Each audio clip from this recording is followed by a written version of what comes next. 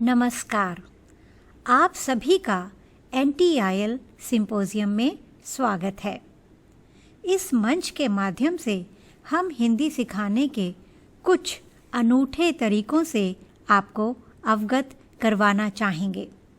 हमारा प्रयास है कि बच्चे इस प्रकार के खेलों में भाग लें और खेल ही खेल में हिंदी सीखें। इस क्रम में हमने कुछ खेल बनाए हैं, तो आइए उन्हें देखते हैं। हम भाषा को पढ़ाने के अलावा अन्य तरीकों से भी सिखा सकते हैं, जैसे खेल खेल में विद्यालय में अपने साथियों से मातृभाषा में बात करने के लिए प्रोत्साहित करके, कक्षा में चार्ट पर हमेशा इस्तेमाल होने वाले शब्दों अर्थात साइट वर्ड्स को दिखाकर, जिन्हें समय समय पर बदला जा सकता है, कहानियाँ सुनाकर और कहानी की किताबें पढ़ने के लिए प्रोत्साहित कर सकते हैं। ऐसा करने से बच्चे बिना किसी दबाव के सरलता से भाषा सीख सकते हैं। सांप सीढ़ी खेल के नियम बहुत सरल हैं। इस खेल को 2 से लेकर 4 बच्चे खेल सकते हैं। पहला खिलाड़ी डाइस फेंककर खेल शुरू करता है। वह डाइस के अंक के अनुसार अपनी गोटी चलता है। यदि गोटी के खाने में कुछ निर्देश लिखे हैं तो वह उनके अनुसार सीढ़ी पर चढ़ जाता है या सांप के काटने से नीचे आ जाता है। इस तरह जो बच्चा सबसे पहले 100 तक पहुंचता है वह विजेता होता है। यह खेल कोविड-19 के दौरान उन सब बातों को दिखाने के लिए विशेष रूप से बनाया गया है। सांप सीढ़ी के इस खेल के माध्यम से बच्चों में जागरूकता बढ़ाने का प्रयास किया जा रहा है।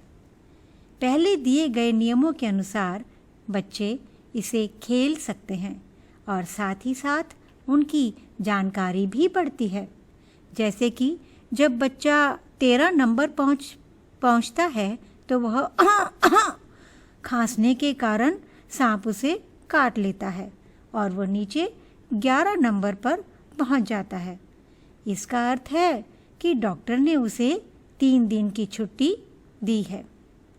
यदि बच्चा 75 नंबर पर पहुंचता है और वो मास्क पहनता है तो वो सीढ़ी से ऊपर चला जाता है, यानी कि स्कूल जाता है।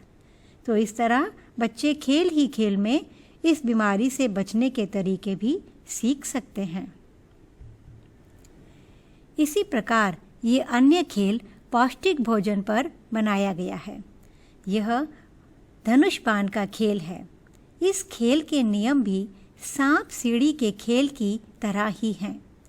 जब छात्र किसी गलत काम करने वाले नंबर में पहुंचते हैं तो तीर लगने के कारण नीचे गिर जाते हैं। इस खेल की सहायता से बच्चे भोजन संबंधी अच्छी आदतें सीख सकते हैं। जब बच्चा नंबर 4 पर पहुंचता है, 1 सेब रोज खाएं, यानी an apple a day keeps the doctor away, तो बच्चा सीढ़ी से तुरंत 18 नंबर तक पहुंच जाता है। आइए अब विशेषण या विशेषता बताने वाले शब्दों के बारे में सीखते हैं। इस खेल में अध्यापिका एक चार्ट पर अलग अलग चीज़ों की तस्वीरें दिखाएंगी। अध्यापिका छात्रों से सभी चित्रों के नाम पूछेंगी, जैसे कि हाथी, टोकरी, गेंद आदि। अध्यापिका पहले से ही कुछ कार्ड बनाकर रखेंगी जिन पर चित्रों से संबंधित विशेषण शब्द लिखे हुए होंगे। वे छात्रों को विशेषण शब्दों वाले कार्ड बांटेंगी। अध्यापिका छात्रों को उन शब्दों को मन ही मन पढ़ने के लिए कहेंगी। इसके बाद वे छात्रों को आगे आकर अपने शब्द को उस चित्र के सामने चिपकाने के लिए कहेंगी। जैसा कि यहाँ आप देख सकते हैं, बच्चे एक एक करके सामने आएंगे और चित्रों के सामने उनकी विशेषता वाले शब्दों के कार्ड चिपकाएंगे। हाथी के सामने मोटा और बच्चे के सामने खुश। इस प्रकार खेल आगे बढ़ेगा। यदि कोई बच्चा गलत कार्ड स्थान पर चिपकाएगा तो अन्य बच्चा उसे ठीक स्थान पर लगाने के लिए आगे आएगा। सभी कार्ड सही स्थान पर लगाने के बाद अध्यापिका छात्रों से वस्तु का नाम और विशेषण पूछेंगी। वे उन्हें उस चित्र का एक और विशेषण बताने के लिए कहेंगी। इस प्रकार बच्चे शब्द और उनके विशेषण सीख जाएंगे। आइए विशेषण से संबंधित एक और खेल देखते हैं। इस खेल में संज्ञा के सामने एक से अधिक विशेषण लगाकर वाक्य को बढ़ाना है। उदाहरण के लिए, मेरे बस्ते में एक बोतल है। इस वाक्य में कोई विशेषण नहीं है। इसके बाद छात्र दोनों संज्ञा शब्दों अर्थात बस्ते और बोतल के आगे विशेषण लगाकर वाक्य बताएंगे। जैसे, मेरे बस्ते में एक छोटी बोतल है। इस वाक्य में बड़े और छोटी विशेषण शब्द हैं।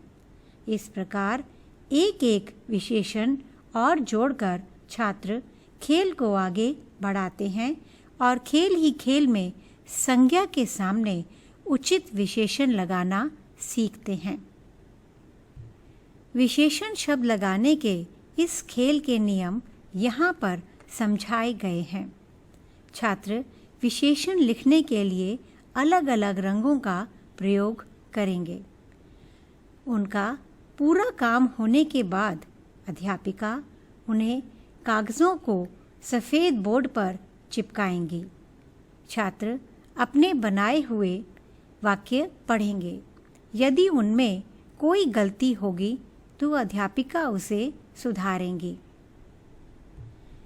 इस खेल में 4 समूहों के लिए अलग अलग वाक्य दिया जाएगा, जैसे कि यहाँ पर दर्शाया गया है।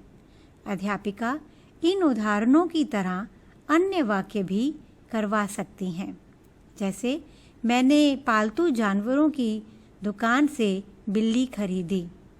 सूजन कमरे में किताब पढ़ रही है। मैंने कुर्सी पर बैठकर जूते पहने।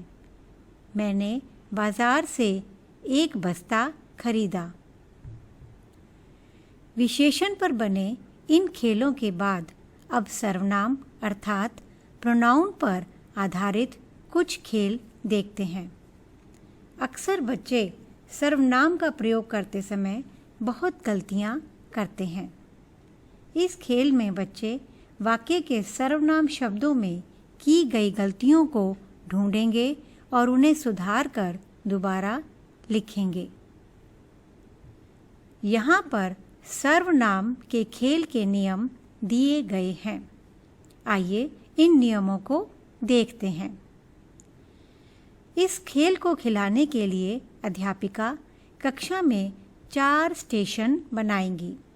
प्रत्येक स्टेशन पर एक चार्ट लगा होगा जिसमें 6 वाक्य लिखे होंगे।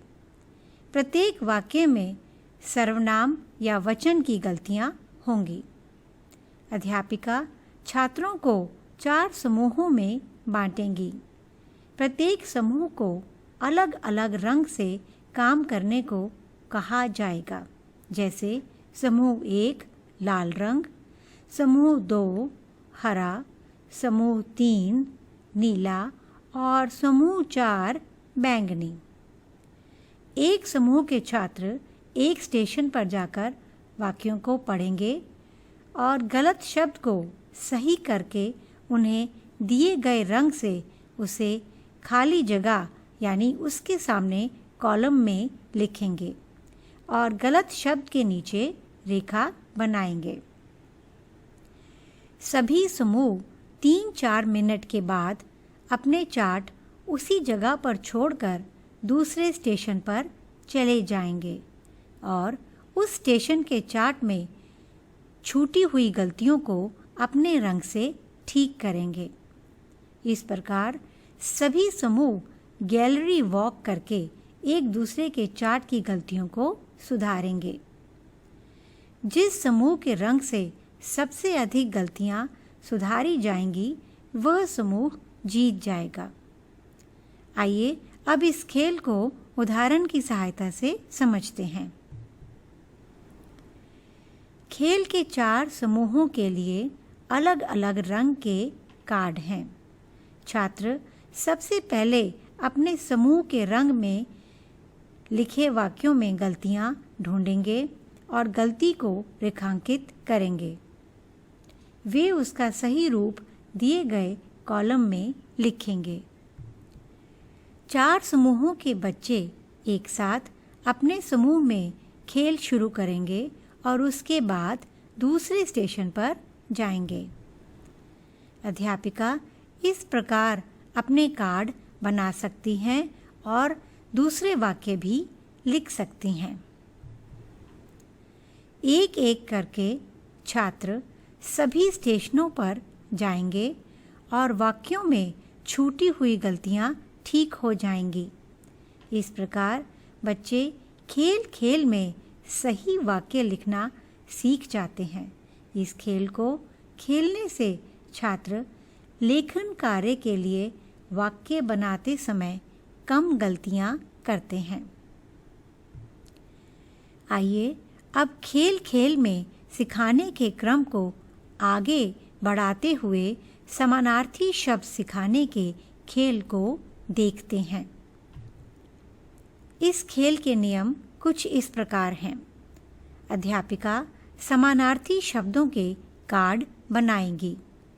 वे एक कार्ड के एक तरफ केवल एक शब्द लिखेंगी, जैसे सुबह।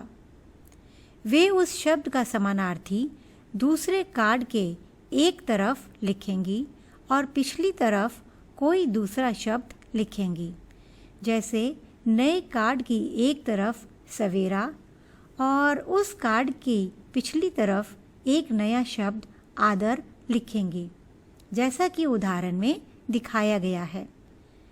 वे इस प्रकार के कार्ड कक्षा में छात्रों की संख्या के अनुसार पहले से ही बनाएंगी। खेल खेलने के दिन वे इन कार्डों को आपस में मिलाकर छात्रों में बांट देंगी। वे खेल का आरंभ उस कार्ड से करेंगी जिस पर केवल एक शब्द लिखा है, जैसे सुबह। वे उसे कक्षा में दिखाएंगी और उसका समानार्थी शब्द पूछेंगी। जिस बच्चे के कार्ड पर सवेरा लिखा होगा वह खड़ा हो जाएगा और उसे पढ़कर कक्षा को बताएगा। फिर अध्यापिका उस कार्ड के पिछली तरफ लिखे शब्द को पढ़ने के लिए कहेंगी। उस कार्ड के पीछे क्या लिखा है? आदर। अध्यापिका कहेंगी, जिस बच्चे के पास आदर का समानार्थी शब्द है वह उसे बताए। इस प्रकार खेल आगे बढ़ता जाएगा और सभी बच्चे इस खेल में भाग ले सकेंगे। आइए अब एक और समानार्थी शब्दों का खेल सीखते हैं।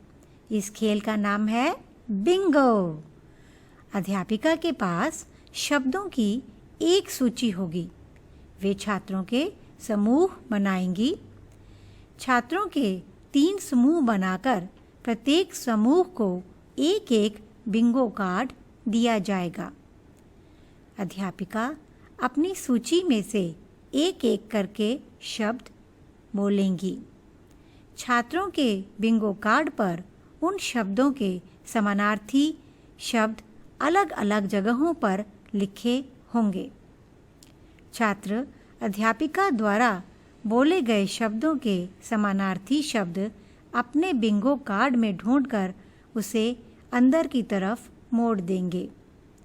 जिस समूह के कार्ड की पहली, दूसरी या तीसरी लाइन के सभी शब्द सबसे पहले मुड़ जाएंगे या पूरे कार्ड के शब्द मुड़ जाएंगे, वह समूह जीत जाएगा। यहाँ पर बिंगो बनाने का या बिंगो से बने हुए एक कार्ड का तरीका दिखाया गया है। यहाँ पर अध्यापिका के पास शब्दों की सूची के शब्द दिए गए हैं। छात्रों को दिए गए बिंगो कार्ड पर इन शब्दों के समानार्थी लिखे गए हैं। यहाँ पर हम समूह 1 को दिए हुए कार्ड को देख सकते हैं। समूह 2 को दिए हुए कार्ड के समानार्थी शब्दों का स्थान पहले कार्ड से भिन्न है। इसी प्रकार समूह 3 को दिए हुए कार्ड के समानार्थी शब्दों का स्थान पहले और दूसरे कार्ड से भिन्न है। विशेषण, सर्वनाम, समानार्थी शब्दों के खेल के बाद अब एक डाइस का खेल खेलते हैं। इस खेल में व्याकरण के 6 अलग अलग पहलू सीख सकते हैं, जैसे समानार्थी, विलोम, समुच्चरित भिन्नार्थी, लिंग, वचन और विशेषण। अध्यापिका इन सभी को बताने वाले शब्दों के अलग अलग बंडल या ढेर बना लेंगी, जिसमें 5 से 10 कार्ड हो सकते हैं। इस खेल में छात्र पासा अर्थात डाइस फेंकेगा। उसके ऊपर जितने बिंदु आएंगे वह उसी संख्या के अनुसार कार्ड उठाएगा। यदि डाइस के ऊपर एक बिंदु आता है तो छात्र को समानार्थी शब्दों वाले कार्ड के ढेर से कोई एक कार्ड उठाना होगा। वह उस कार्ड पर लिखे शब्द का समानार्थी बताएगा।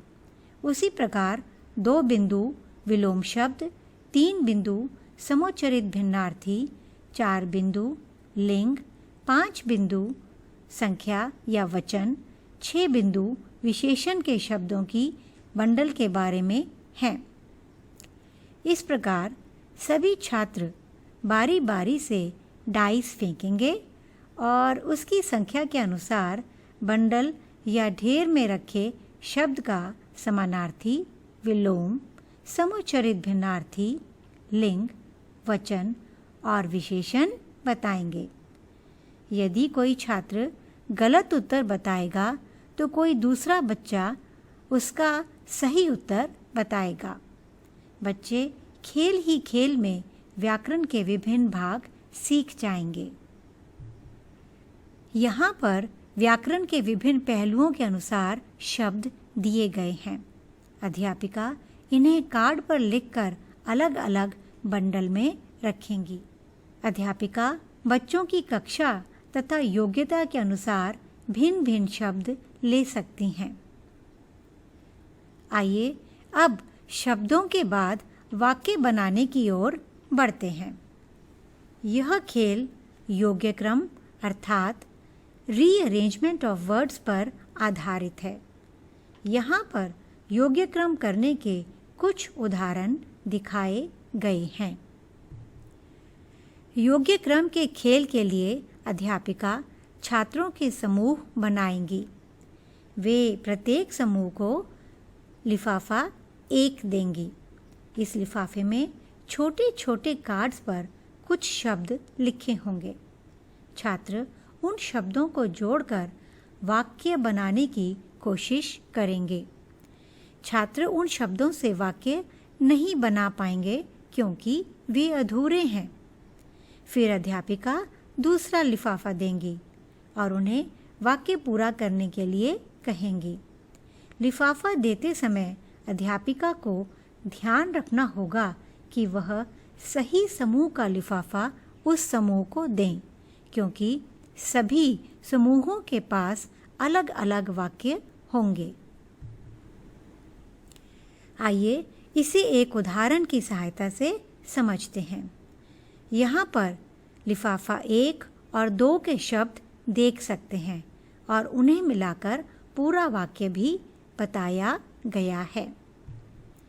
इस उदाहरण में दोनों लिफाफों के शब्द मिलाकर छोटी लड़की अपनी भूरी बिल्ली के साथ खेल रही है वाक्य बनता है।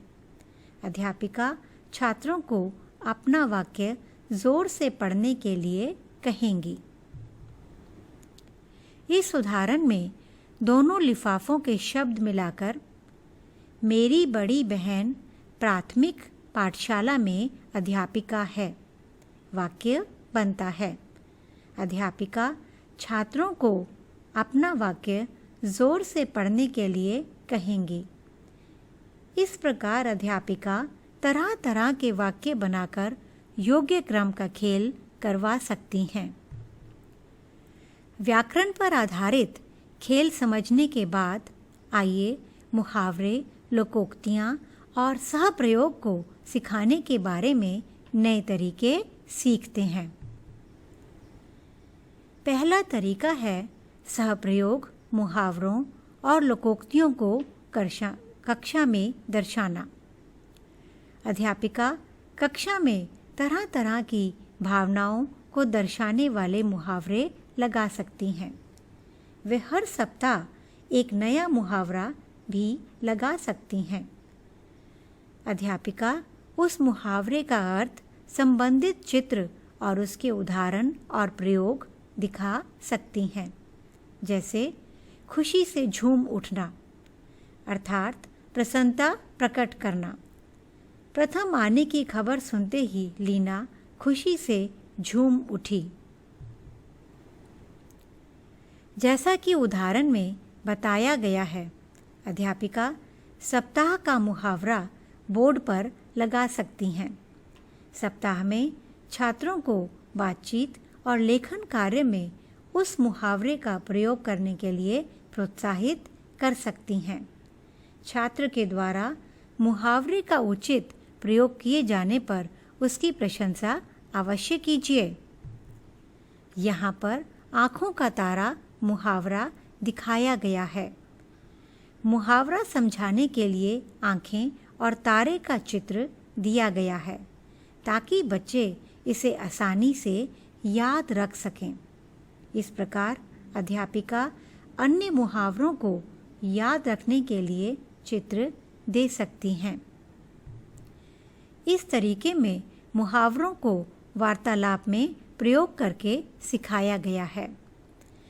छात्रों को मुहावरों का अर्थ समझाने की अपेक्षा उन्हें पाठ के आधार पर समझने का मौका अवश्य दें।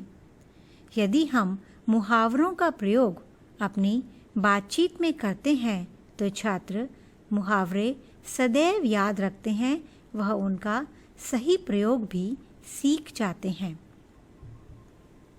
माँ, मुझे खाना दीजिए, मेरे पेट में चूहे कूद रहे हैं।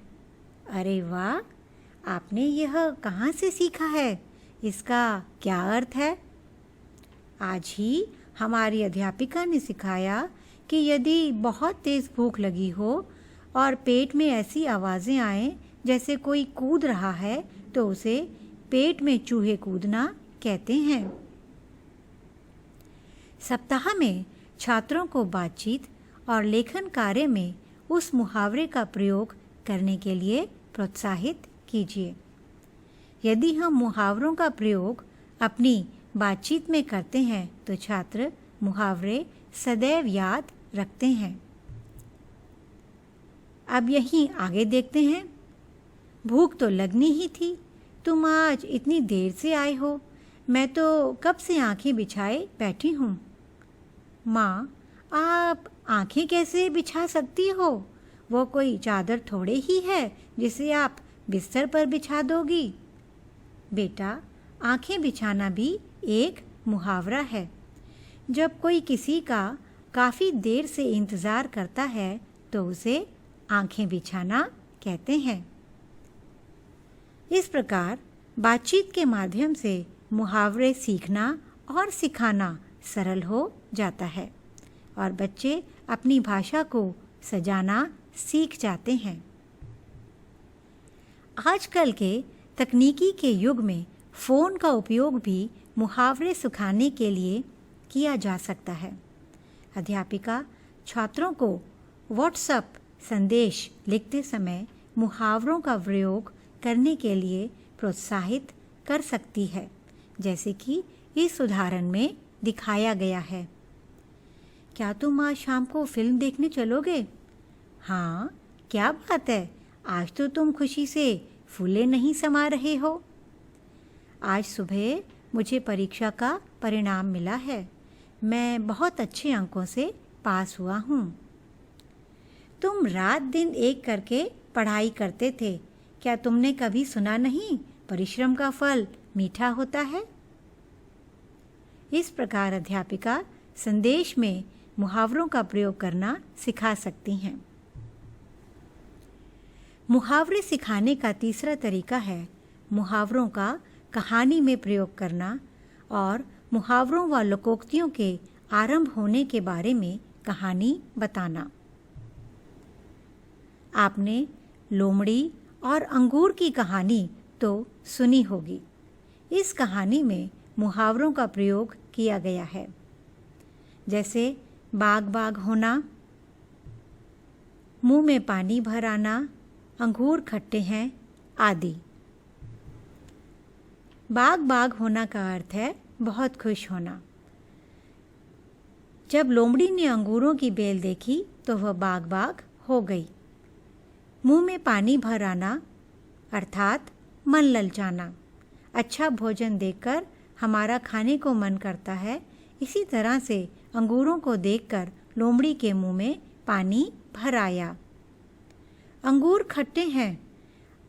अगर हमें अपनी मनपसंद चीज़ ना मिले तो हम कहते हैं वह अच्छी नहीं है। जब लोमड़ी को अंगूर नहीं मिले तो उसने उन्हें छोड़ते हुए कहा कि अंगूर खट्टे हैं। आइए अब देखते हैं कि मुहावरों का प्रयोग कैसे शुरू हुआ। पुराने ज़माने में व्यापारी दूर बाज़ारों में अपना सामान और घोड़े बेचने के लिए जाते थे। रास्ते में उन्हें डाकुओं के हमले का डर होता था, इसलिए वे पूरी रात जागकर उनकी रखवाली करते थे। बाजार में घोड़े बेचने के बाद वे चैन की नींद सोते थे, इसलिए घोड़े बेचकर सोना को चैन से सोना के साथ जोड़ा जाता है। खेल ही खेल में व्याकरण सिखाने के तरीकों को देखने के लिए आप सभी का धन्यवाद। आशा है आप इन तरीकों की सहायता से छात्रों में रुचि जागृत करेंगी, जिससे बच्चे खेल ही खेल में भाषा सीख जाएंगे।